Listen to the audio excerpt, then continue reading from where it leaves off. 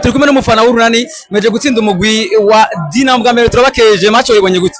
Murakoze cyane, match nziza, abakinyi bacu bakinye neza, ivyo tubiteze ko nivyo baduhaye, turaryoye nk'abafana. Ingufu za urunani imbere ya Dinamo zari ziri kuri uno munsi.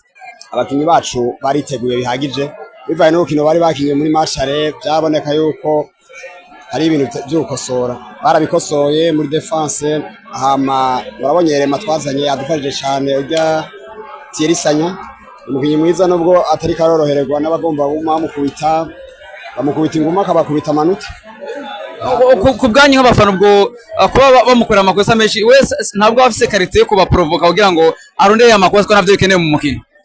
Ibyo biragoye kumenya umukinyi yari karakina amaction ariko araba twe tubona ibyo ukuntu abamba ariko baramukubita ntitubona ibyo ariko araba provoka kuko ntabyo tubona twibaze yuko ari kuba aba provoka akabinjiza amanota menshi ubundi bwo nta iri provocation twibaze ko afise. Gutsinda Dinamo rero kubatsinda bisiguye iki bizoza? Bisigura ko match za playoff ubundi bwo gware na retour nta kintu bimaze murazi yuko utwaye saison igiriye atabyinshi twe dukeneye playoff cyo cyambere dutubeza gutwara playoff hama duserukira igihugu by'amakrasema ntacyo bitubwiye ngo rwa mbere cyangwa kabiri navyo bitubari. Abakunzi urunani bizezi yabijeje gutwara igikombe ndetse no gutwara playoff hama duserukira igihugu niyo karite yacu.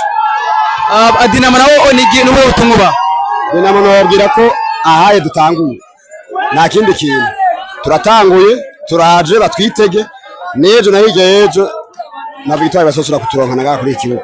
Twifuriza ivyiza imbere. Murakoze cyane.